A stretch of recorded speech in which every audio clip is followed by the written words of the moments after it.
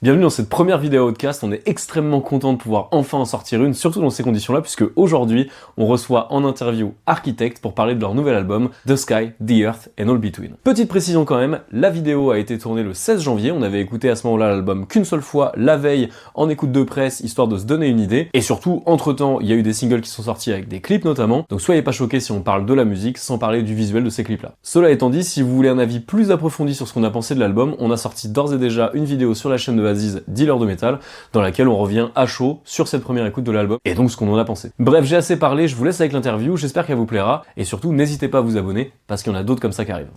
So we had the chance to listen to the album yesterday. First of all, it's a really good album. I really enjoyed it. I'm quite desperate because I won't be able to listen to it until the release in a couple of weeks. So yeah. Sad day for me yesterday. But yeah, really good album. Sad day and a good day. Yeah, exactly, both. So this is not the first time, but you've worked with Jordan Fish again on this record.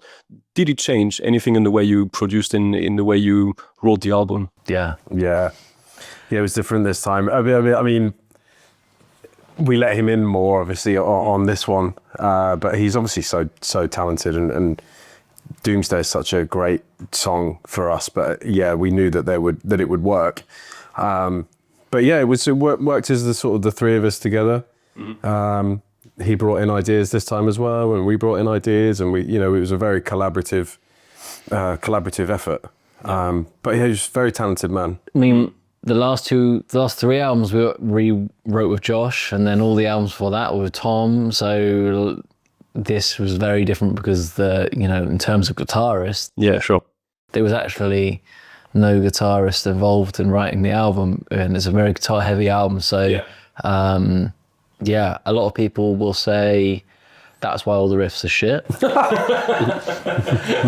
But it was a totally different dynamic, and I think that's a really important reason why we've been forced to freshen up our process. Yeah, sure.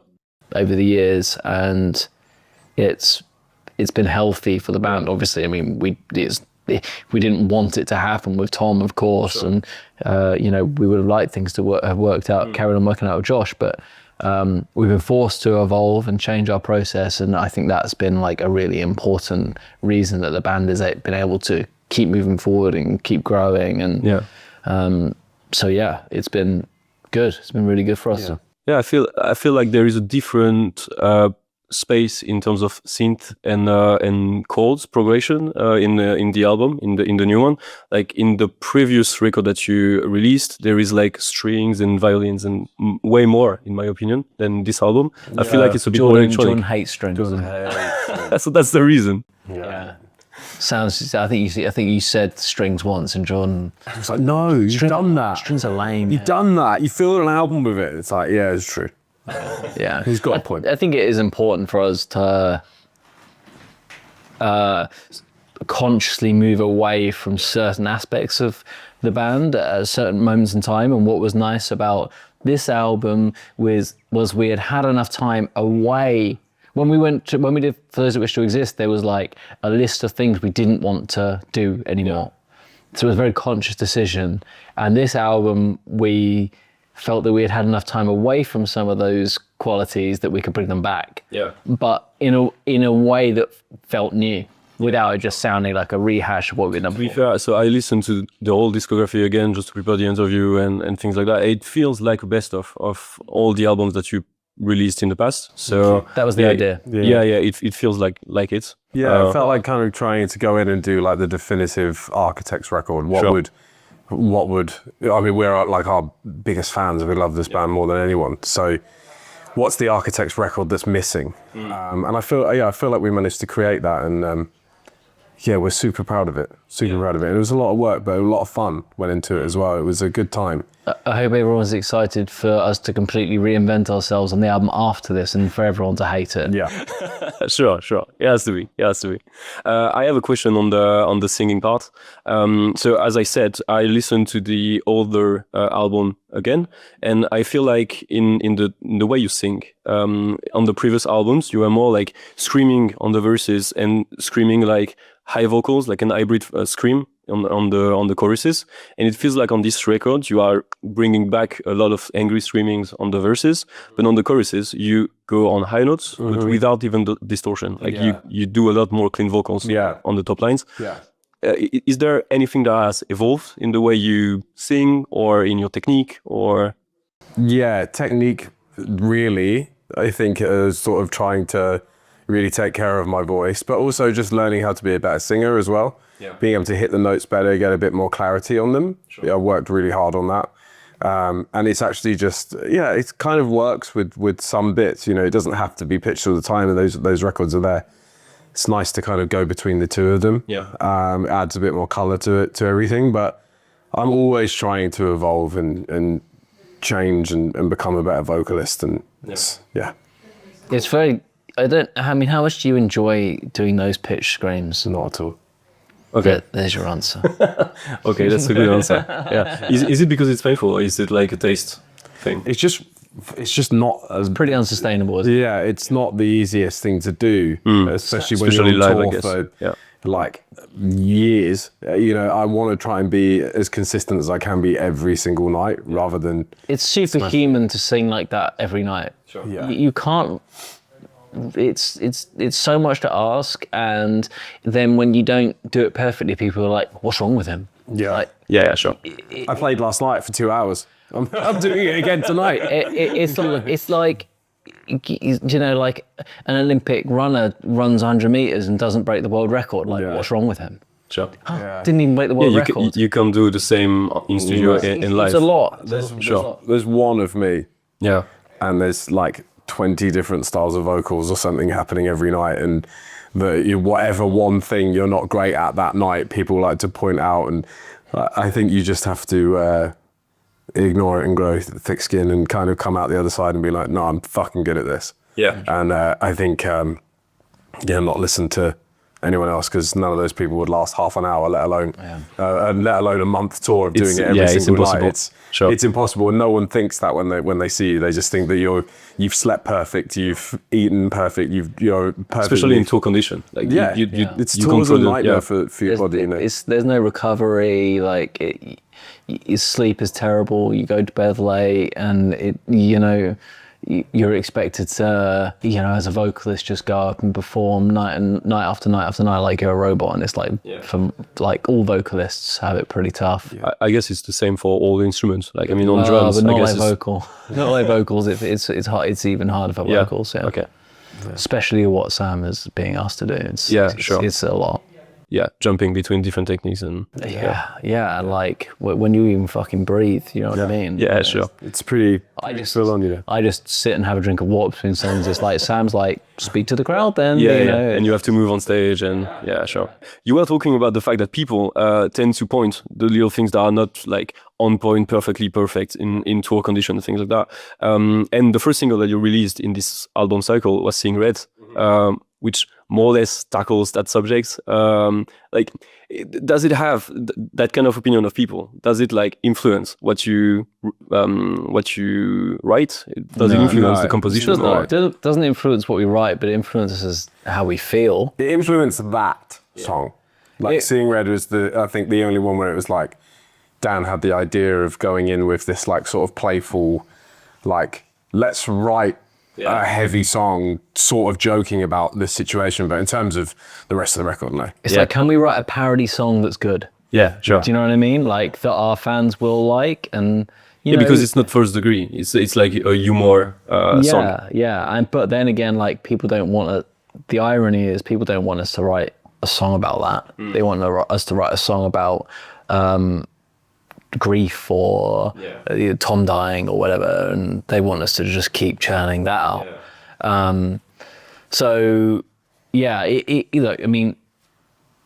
it's no fun reading bad stuff about you on the internet, and we've done plenty of it, and we talked about it plenty. But at the same time, the more criticism we've gotten on the internet, the bigger our band has gotten. So at the same time, there seems to be like a positive correlation to the criticism that we get. So there is that side of it, but like we're all human, and when there's a lot of low blows out there, you know. Yeah.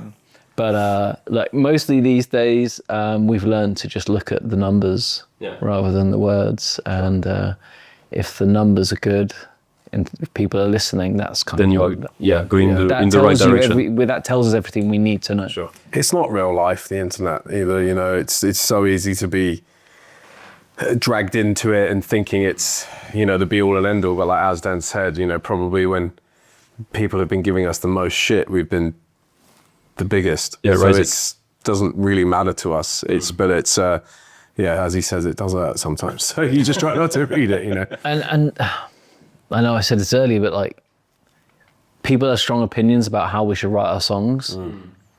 And the only thing I can say to them is, if you've got such strong opinions about how our songs should be put together, write your own songs, because being in a successful band is sick. Yeah, sure. Okay, cool. So let's go more into the lyrics, more or less, without like going into each song or the whole subject. Do you have like an influence that goes into the lyrics? Is it like politics, society? Do you have pop culture references, things like that are influencing the lyrics? It's like we diversified over time, and we've tried to move away from the sort of subjects that we've covered in the past. The band has sort of been this like environmentalist band, and then it's been this like cancer band, and then this grief band. Sure, what you were saying, that people are and like that's kind of The just grief fan was knackering. yeah.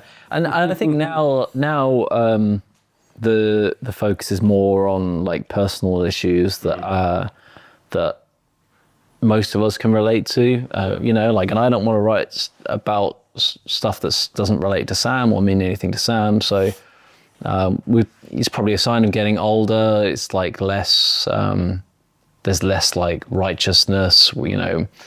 When you're young, if you feel like you can tackle the world in a different way, and then you grow older and you become more introspective and realize that the most power you have is the way in which you work on yourself and make yourself a better person. And so the songs have definitely become more focused on that over time, but people have still got this thing in their mind that we're something else. So I'll write a song about something that I'm going through, and they think this is about climate change, or it's like there's nothing to do. I think what's kind of cool is that with it is that people can kind of take what they want from songs, right? I think it's as long as If they want it to be about climate change. as long as I know what Dan's saying, I know that I can sort of give the best delivery of it. And I think there's a sort of desperation and sort of energy throughout Architects that people like. There's a lot of like melodramatic, apocalyptic vocabulary, which is being used to describe my inner world, but people think it's describing the outer world. So I do understand how the mistake can be made, but the lyrics are often saying I, and people are like, this is about the planet. Yeah, they're trying to find references of what they want to. They just can't get out of their head that it could be about anything else. It's like, this band only sings about this. I feel like the album is a bit heavier than the two previous ones. Was it influenced by the fact that you did some concert like in big venues, in stadium? Because we were listening to it yesterday and we were saying this is like calibrated for stadiums and big venues and to be sung by people, like the cleans on the choruses and things like that. I mean, that's what we're talking about, bringing out the best qualities. Yeah. So taking the heavy qualities, but in the last couple of albums, we've discovered more of the qualities that sit in arenas, you know. So it was about bringing those together and doing them in the best way possible. Yeah, kind of learning from like our past and also what we've gone through the last 2 years. I think always the main thing for us is trying to write songs that we would like in the set. as well. You know, that's kind of what we're thinking. I'm not that excited to play Black Hole. No, none of us are. Yeah. Yeah. But Is it that difficult? it's full on. Yeah. But we're just always trying to. We have that in mind of like what would go down well and. Did I tell you that I saw a video on the internet of Cryptopsy drummer doing like a drum video for Drumeo? Yeah. And he's just like walking through his style and playing some Cryptopsy songs, and it's obviously like death metal. And the top comment was like, "You have to remember, he's doing this at 40." That is impressive. Why, granddad? How can you do that? Yeah. So at 36. You can go out there and sing Black Hole. You know? Yeah. You have to remember he's doing this at 36. It's still capable. Yeah. Okay. So last question. It's a bit a silly one. So my sister is fan of architects since a long time, and the only person in my house who doesn't listen to architects is my mother. So Fun. yeah, exactly. So we are trying to tell her you have to listen to architects. So I was thinking, do you have like a pitch of the new album for my mother? Everything ends. Pitch. Yeah. Just listen to everything ends. You'll be happy with that. Yeah. I think, my route into heavy music was the melody. I love the melody. I love the style of the melody, and eventually I like acclimatized to the screaming until I understood it and it felt normal, right? Yeah. And I think this album, there's enough melody maybe to help her Okay. get through the screaming. So you would say it's a good album for my mom? Yeah, most of it. Yeah, most of it. A few skips. I don't know if your skips, mum's yeah. going to like Black Hole. Yeah, But- that's the example. Yeah. Okay, Yeah, cool. there's a few skips. Or but- Whiplash. Yeah, maybe not these or ones. Brain Dead. Chandelier. Chandelier. You should like Chandelier. Everything ends, Broken Mirror. Yeah, Yeah. there's some tunes on there she'll like. Yeah. Cool. All right. Thank you guys. Cool. Thank you. Cool. Thank you.